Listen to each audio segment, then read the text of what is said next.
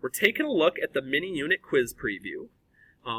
As I mentioned a minute ago, the dates on here are just some things where you could go back and find some video issues. At least if you're in 2017 in class, I guess the dates could be different for following years. But we'll deal with that when we get there.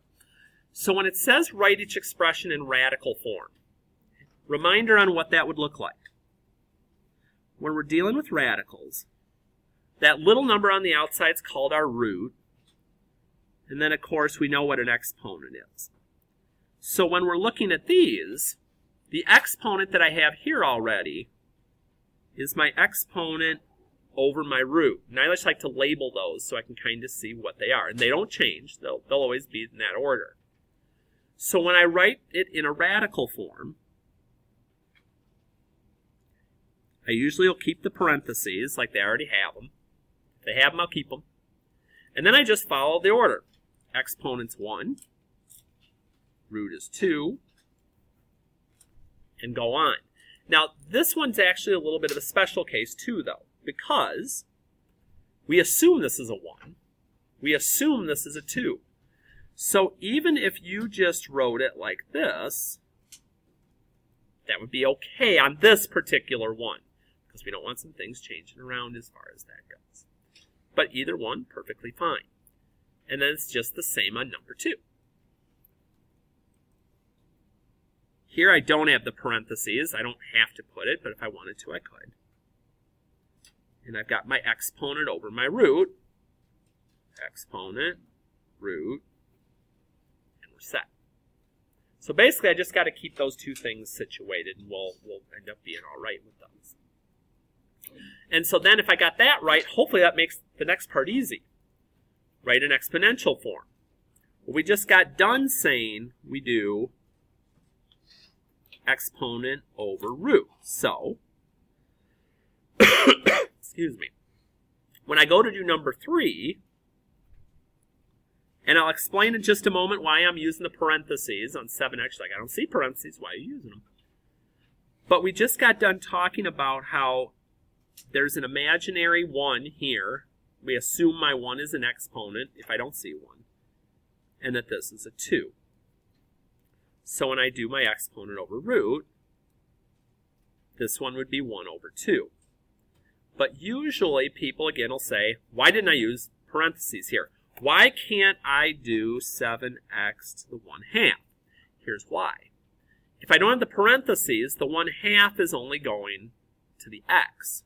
So if I rewrote this as a radical, it would look like this. Well, those aren't the same. So that's bad. Don't want to do that. That's what I'm going to be looking for. Will you mark this off if we don't have the parentheses? Well, it's totally incorrect because these two things aren't the same if I don't have the parentheses. So it's just, when in doubt, use parentheses on anything because it'll never hurt anything. And I'm going to do the same thing here with my 3x. There's my exponent. There's my root. We're moving on. Okay, so there's not a whole lot of calculating to do. It's just making sure I get the exponents in the right spot. How would you do that if they did give you a problem where there was a number on the outside as well? So like if I did have something where like there was a number out here like 5 or something, I would just put the 5 outside the parentheses. Just to make sure that it wasn't on the inside with that, if there was a value on the outside. Good question. On the simplifying, I'm not going to lie here. I think for most of you, the best idea, and I would say the same thing, would be to use a calculator on this. And the nice thing with this is going to be, once I go to type it in, there's really, I'll be honest, there's not a way I can screw this up. It's not like the old calculators where if I forgot parentheses, I'd get messed up. This just does it for me and gets me to an answer. So I don't have to do anything cute. Okay, basically, I'm just saying 216. Again, the only thing I guess I would remind you is your exponent button's the one right above the divide. This little up arrow here. And otherwise, that should be a couple of really easy points. How would you do it if you didn't? If you didn't have one, you'd have to have a real good grip on your squares and cubes and fourths. Like here, you'd have to know that the fourth root of 625 is 5. and then you take it to the 5th power. Because at least I wouldn't have to worry, even with a basic calculator, about having to not have those buttons, because they all have an exponent button of some sort now. So that really would be, yeah, you'd have to have your stuff down. I'll just put it that way to kind of not have that going. Yeah, just swap them out. That's good. Okay. So yeah, and those otherwise, we'll just go to the calculator with that. When we get to our exponent rules, now again, this is kind of our rewind back to the last quiz that we did. And I still need to know those rules. So like here, for instance, when we're multiplying, what do we do to the exponents when you're multiplying? Add. Now here's a wonderful thing about the calculator. Once I know that it's 1/2 plus 2, basically, no decimals. Remember, math, enter. You're not even going to have to worry about finding your common denominator. You just have to know that it's plus and be able to put it into the calculator. Keep it simple with these. And that's one of the reasons I'm doing this video again, is because before we do it, we weren't breaking it down with the calculator. We were literally doing it all by hand. And I'm like, let's chat a little more about the calc here since we've got them available. Okay. Power to power, if there's parentheses, what are we going to do with the exponents? Multiply. Yeah, we got to distribute that to each one. So here, I'm going to do 2 times 1/4 for my x. I'm going to do 4 times 1/4 with my y. Now again, if you're comfortable enough with fractions to just do those in your head, sweet, do it. But if not, again, I want you to see, we got hope here. We just got to have a little bit of a plan. Math, enter. Use the fractions, though. Okay, for my y's, it's 4 times 1/4. Oh, that's even a whole number. Okay. And that's it. Okay, so the things that might have been causing that border for you before, that wall, shouldn't be. Because we just got to let the calculator help us in some parts as long as we know what we're up to. Could you put the 2 over the 4, and that's how you can like go down as well as the 4 with the 4? You absolutely could. You almost could treat it almost as though the 2 and the 4 were fractions and then just multiply across and simplify the fractions. That absolutely would be a good way to go about doing it too. That's how I did it. Yep, very true. Absolutely works. So now these last two, we've got to do a little more thinking. Square root of 36, I hope we would know is 6, but if not, calculator's available. And we've talked about this a couple of times already. What's my little number out here if I don't see one? 2. Because when I'm doing these now, what I have to do is say, how many times does my root go into here? In other words, how many times does 2 go into 4? Well, it goes in twice. It came out nice. I'm happy about that. That's great. Will it go in nice every time? No. We're going to see that in number 10. Now, one other thing in number 10 you want to make notice to is that there's a 3 out here as a root. It's not a square root anymore. So if I have the cubed root of 125, and I don't know what that is, there's a way for me to figure that out. I'm going to have to go to an exponent to do it, though. And remember, it would be 1 over 3 whenever I'm looking for a cubed root. Okay? So we'll make note of that over here.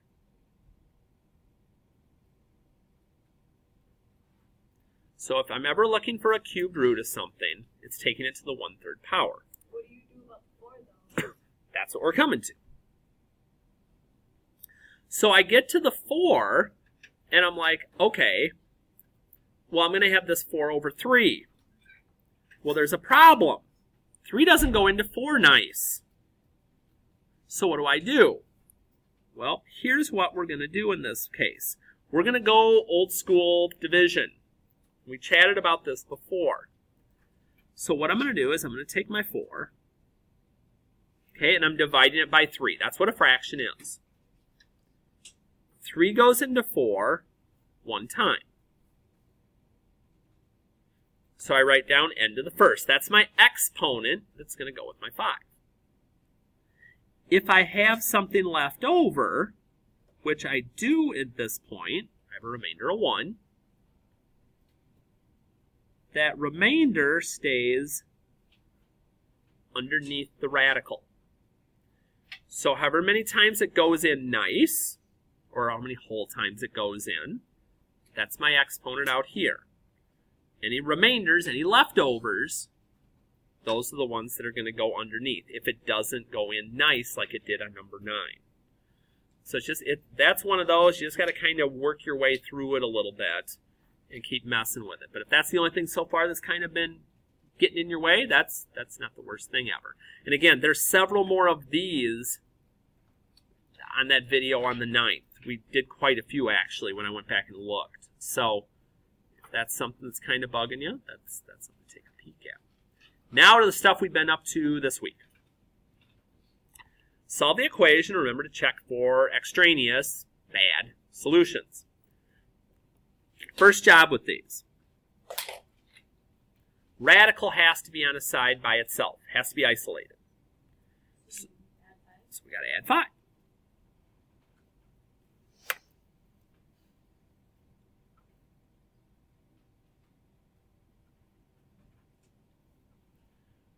Once we're isolated, now my next job is to get rid of the radical. So my opposite of square root is to square both sides, because the square and the square root are opposites and they'll cancel each other. And even if you've got to go to the calculator on this, because this has been one of those detail things that's been just nailing people on quizzes. 9 squared is not 18. Okay? Yeah, 9 times 9 is 9 squared. That's 81. And now we're back to Algebra 1. Because now it's just about getting my b term alone. And again, the minus is in the middle, so this is a positive 9. I have to do the opposite. I have to minus it. So many little things that can get me.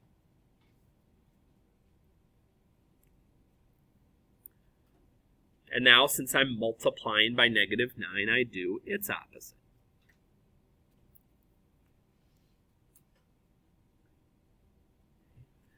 But before you circle it, and again, this doesn't take that long, we've got time to be able to do it, we want to make sure that answer actually works. I can do all the right math work and still have an answer that isn't correct. So, well, because there's a negative with my 9. Yep, if I don't have that in there, I can get you in trouble. So, in this case, I actually think it would be just as easy to be able to check on the calculator to make sure we're right. Basically, I'm just going to start here. And if it's been a little bit, to get your square root, it's second in x squared. 9 minus 9, but I'm testing out this b value. So times negative 8. Right arrow to make sure that my minus 5 isn't under the radical. And if when I hit enter, I get the right side of the equation, I'm good. If I'd have gotten another answer besides 4, that wouldn't have worked as an answer. I actually would have had no solution on that one. I don't think we've run into that yet, though. So that's not too bad of a deal. But am I always going to have to do something to start? Not necessarily. Like here, I've got radicals on both sides, but there's nothing else there.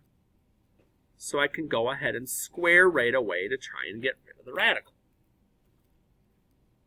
And within one quick step, we're already into Algebra 1 mode.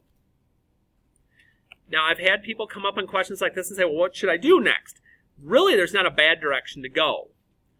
I probably myself, since I don't like dealing with negative variables, I would probably get my k's together first. And you can even minus k if you wanted to. It doesn't matter.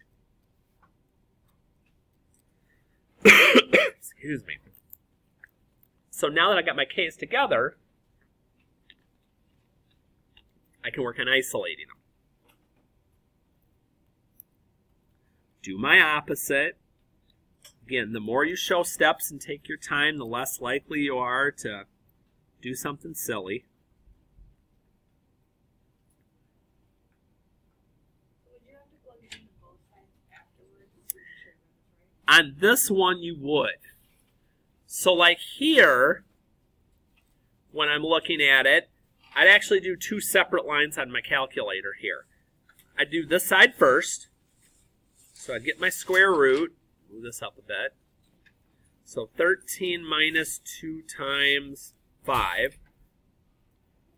Okay, you're like, whoa, it's a decimal. Is it possible I'd be okay? Let's find out. Then over here, I got the square root of 5 minus 2. Same decimal. Okay, I'm good. So you can have decimals, Yep. you can't have negatives. As long as the two sides equal. So like on the last one, both sides equaled 4 when I plugged the number in. This time when I plugged the number in, both sides were 1.73. Which if you did it, like, would keep them under the square root, it would be 3, and then 10, then 13 minus 10 is 3. Right, and I'd end up with the square root of 3 equals square root of 3. So right, even if I didn't go to the decimal, it'd be okay. If you do both sides, there's only one side for number 11. Because at number 11, I just plugged it all in, and when I got the answer and hit it, it said equals 4. Okay. So that's how I kind of saw that those two were going to equal each other and how that was going to work. So we've got one more twist that can get thrown in on these, and we're about to see it. So I get to 13. Radical's isolated. That's good. We square it. Now the fun begins. V squared. Can you flip it? Like, Well, the other way? we could. But what we're going to do here is everything's got to hang out with v squared because we're going to be factoring in a minute. So that minus 100 needs to move to the other side. And that plus 20 needs to have its opposite, minus 20, to move to the other side. Because here's what I'm shooting for. I want nothing left on the side that doesn't have v squared, which is what I get by doing opposites. And on the v squared side, I'm going to start with v squared, and I'm going to put them in order by degree. In other words, v to the second, v to the first, and my constant. Because that looks more like the types of terms that we do with our factoring. So once I get that on here, I just got to remind myself, okay, there's the multiply number, there's the add number. And just a reminder, if some of you either don't have yours from first semester or need a new one, I do have more multiplication charts with the factoring stuff up here in front in yellow, and you can use those on any of this stuff. So if that's something that's helpful, that's cool. So let's see here. Multiply to a positive 100 means the signs have to be the same. But the fact that it adds to a negative tells me they're both negative. So if they're both negative, it's going to be adding. So multiplies to 100 and adds to 20. 10 and 10. And since I got the exact same thing for my parentheses, I don't have to do both of them on solving, so I'm going to get the same answer. So v equals 10. So let's think about this for a second. If I go to check, if I plug in 10 on this side, well, that's just 10. Okay. Over here, I've got negative 100 plus 20 times 10, and I got 10 again. That works. You're like, Hardy, you never say check for bad answers if there's not any bad answers. Last one must have a bad answer. Probably right. So, all right, last one. Square right away. And here comes the final Hardy warning with these. On the right side, you cannot, you should not, I hope you do not, distribute the squared. If you do, you're going to get this wrong. Because remember, x minus 7 quantity squared means there's 2 of these, which means we have to box or FOIL this out, or we're going to lose the middle term. You'll see in a second what I mean. because I'll show you what happens if we distribute and how this is different. So I multiply, yep, the edges of those boxes. And I end up with x squared, negative 7 minus 7 doesn't cancel. It's like I owe somebody $7, I borrow 7 more, now I owe them 14. Plus 49. If I'd have just distributed, I'd have gotten the x squared. I'd have gotten the 49, but I wouldn't have gotten this part. And there would have been no way that I was going to get to the right answer without that minus 14x there. Is there another way you can do it without the box? You could just put x minus 7s next to each other and foil it, like doing the lines and stuff. That works too. But otherwise, now this is going to work like 13 did. Everything to the x squared side. So that 17's got to move with an opposite. That 2x has got to move with an opposite.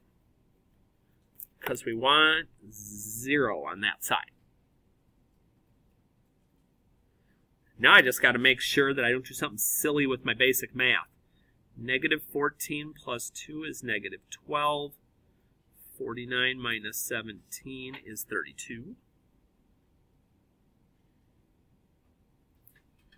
And then we're just going to factor what's left. Okay, let's see here. Multiply to a positive, got to be the same sign. Add to a negative. Minus and minus. So multiplies to 32 and adds to 12. 4 and 8. And again, if that's not a strength, use the chart to find pairs of numbers. Grab your calculator and just start dividing numbers in until you find a pair that works. The largest pair, right? Yep, we want to find, with these, it's not going to be so much the largest pair because you're only going to find one pair that works. But yes, normally if we have multiple options, we want that largest pair. But here again, I got to check because I have 2 answers to see if this works or not. So let's see here. Let's try out the 4 first. So 17 minus 2 times 4 is 3. 4 minus 7 is negative 3. Not the same thing. 4 doesn't work. Let's try out 8. 17 minus 2 times 8 is 1. 8 minus 7 is 1. I got the same thing for both. Now, would it be possible that both answers work? Sure. That can happen. So it doesn't mean that just because, one of them doesn't work, that the other one has to, or just because the first one works, that the second one doesn't.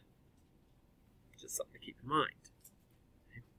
And then our last section is going to be on the graphing. And again, our initial video on all the graphing is back on the 10th here. You've got 2 options on all of these. Straight calculator for everything, or doing our base graph and then the shifts.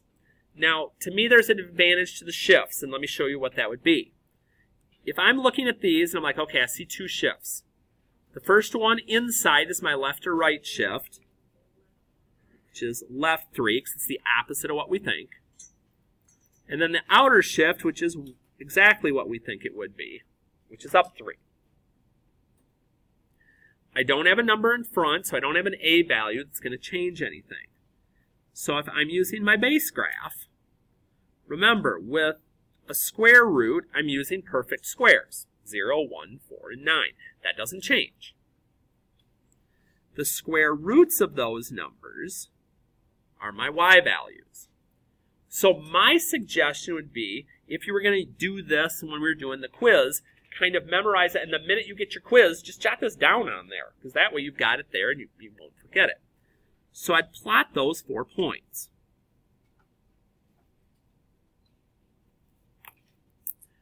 Once I plot those, okay, that's not the answer, it's just my base. Now that I know what the shifts are, the transformations, I just take each of my points and I go 1, 2, 3, 1, 2, 3. I just do the shifts. 1, 2, 3, 1, 2, 3. 1, 2, 3, 1, 2, 3. 1, 2. I'm basically taking those 4 parent graph points that I had, and I'm doing all the shifts to all of them. So left 3 and up 3 from each of those points that are black on mine to the purple ones, and that would be my graph. Now again, some of you may say, I don't do this whole memorizing stuff like that thing. Can I just do it on the calculator? Sure. I can type this in. Again, a few things to be cautious of. First, make sure when you're done here that this plus 3 is outside, so your right arrow. But if you do, and you look at the chart, there's negative 3, 3. There's negative 2, 4. There's 1, 5. And there's 6, 6. I can get the same points that way. If you have the chart, because I usually write on the chart, do you have to plot the points for that? Because when I do that, it confuses me. I'm like, why is there so many points on the Understood? So I just go to the thing after writing down the chart, going to where it is and count. Sure. And if you can do that, that's a good point. The question was, if I've got the chart here, can I just kind of put my pen here, do my shifts, and not put the initial points? The answer is absolutely. Absolutely. If seeing too many points starts to